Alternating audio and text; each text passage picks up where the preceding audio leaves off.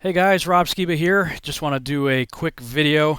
Let you know, first of all, I am still working on the longer version of the Chicago skyline video. It's taking me longer than I thought it would because I've got a lot of other things going on and I haven't been able to spend as much time on it as I would have liked. But be patient with me. It's still in the works. Definitely planning on getting that one out, as well as a bunch of other ones that I've been behind on getting finished.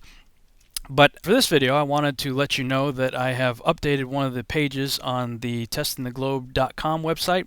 And you can go in the main menu there, One Man's Quest for Truth. And it's the second to the last link in the drop-down menu. Or you can just go to testingtheglobe.com/conclusions.html. And there you'll see more or less a summary of the last year's worth of research there and some of the salient points. Of course, the video that I did put out on the Chicago skyline, just kind of the summary of that trip. A lot of the arguments that I've been making regarding the flat Earth, as well as the problems of NASA, specifically the alleged Apollo moon landings. And when you get to this part right here, this really caught my attention.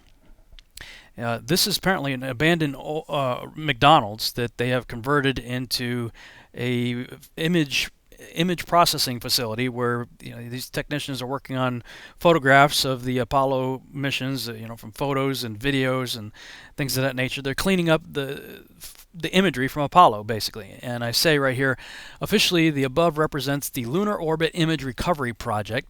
And I got a link for you to check out more information on that. And but I asked, could they also be the ones who were tasked with cleaning up thousands of images for the recent photo dump of 10,000 photos from Apollo? And many of you may remember that last year they had this big photo dump with 10,000 pictures of Apollo. Take that, flat earthers, right? Well, I mean, they have hired some people specifically for the purpose of cleaning imagery up. Right there. You can check it out for yourself. And I find this interesting. If you scroll back up here, you'll see, I say right here, because on several occasions, NASA has been caught fixing pictures that the internet research community has exposed.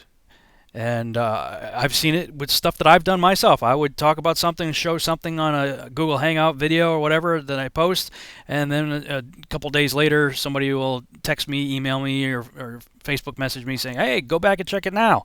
You go back to the website, and well, what do you know?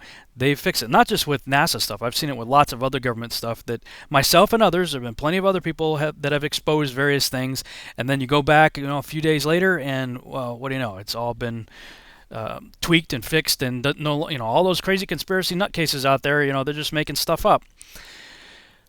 So, basically it's like those of us in the research community who are taking the time to go through these photos and images and pointing things out by adjusting contrast and levels and things like that in Photoshop, we're basically doing their job for them, making it easy for them. Hey, check this image out. We got to go fix that one. So, could it be that that's one of the jobs these guys in this abandoned McDonald's are doing? I don't know. I can't prove a conspiracy. I'm just asking questions.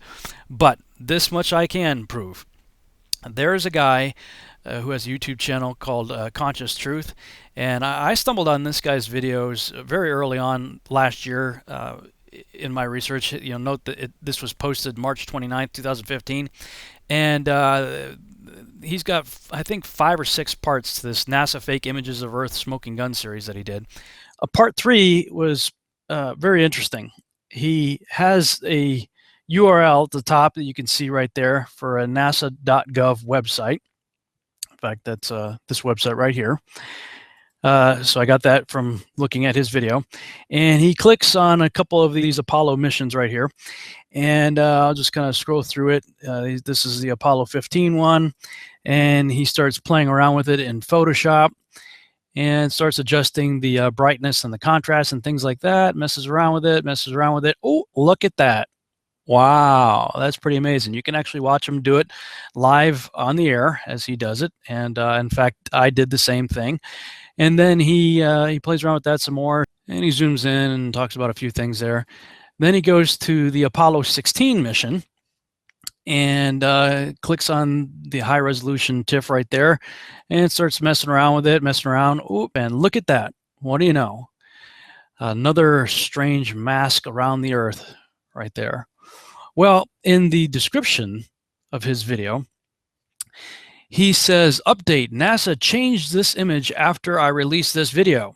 Well, I just want to show you something that's really incredible to help you guys expose NASA for the frauds that they are. Okay, there's a really handy tool called the Wayback Machine, and you can check that out at https://archive.org/web. And when you go there, you can paste in a URL like I did with this website right here. I'll show you the website that he was on right there. This is a nasa.gov website. This is the page that shows the various missions that he was clicking on. And so I just copied this URL right here. I'll do it again. I'll cut it right there, erase this, and paste it again. There we go. So pasting it into the Wayback Machine, click Browse History. Now I wanted to see what they originally put up there. So I went all the way back. This is the furthest back the Wayback Machine had a recording of what NASA did. So this would be, presumably when the original website went up. And it looks like there's two. You could click on October or December. So let's click on the earliest one. Click on October. So we have the same exact page with all the links and everything that he was talking about. And let's click on Apollo 15. And we'll click on Apollo 15 over here. This is the way it currently is right now. Click on the picture that he clicked on. Click on that. Click on full resolution. And if I click on this, it's going to download it. So I'll just go ahead and click on the larger image right there so you can see. Now, on the Apollo 15 mission, they still have the funny mask that you can see around both of these. And I'll go ahead and tweak the contrast here in post-production and show you that, in fact, it still has the mask right there. So I'm recording this live, but in post-production, as I started editing this, it wasn't as clear as I would like it to be. So I went ahead and I'm tweaking it in the editing process. But you can do it for yourself. If you don't believe me, just do it for yourself in Photoshop. I'm just trying to show you what the deal is here. So let's go back. Now, the Apollo 16 one is rather interesting. Go to Apollo 16 here, click on the larger image. Ooh, that looks nice and clean. Now, this is current. This is what you currently will find if you go there now. Click on Apollo 16 from the original upload, presumably, from 1996. This is October 22nd, 1996. Click on that. Click on full resolution. Uh-oh. Busted. Not only are the colors different, the contrast and everything's been tweaked. I mean, look at how the contrast and everything is in this picture. Everything's darker and whatnot. Everything looks lighter here. And this has been significantly cleaned up from this nice hard mask right here that was in the original file. So for those of you guys who want to kind of police NASA up and other websites, the Wayback Machine is a great resource. So you can have some fun with that. Now, going back to my conclusions page, keep scrolling down, you'll see some videos that I have possibly exposing the Hubble Space Telescope as nothing more than Sophia, a telescope in the back of a jumbo jet. And then click on that video right there. That's from Hubble. This video right here is from Hubble themselves, telling you that the imagery that you see from Hubble, they're not just photographs. They are the creative artwork of Photoshop experts. I mean, it tells you that right there. And then regarding the whole issue is oh, it's too big a conspiracy, whatever. I deal with that. And, of course, some of the most ridiculous things coming from NASA these days that I can't believe anybody believes or listens to anything they have to say. This book right here, I cannot recommend it highly enough. It's what kind of fired me back up to get back into this again. You've got to read that book right there and check this link out. This link is very important for exposing the Apollo program for the fraud that it is. And scroll down, and of course I've talked about these 4 books quite a bit. Now, you can get them on Amazon, but 3 of them you can actually read for free online in various digital formats. And let's see, keep going down here. So after all this, what is my conclusion?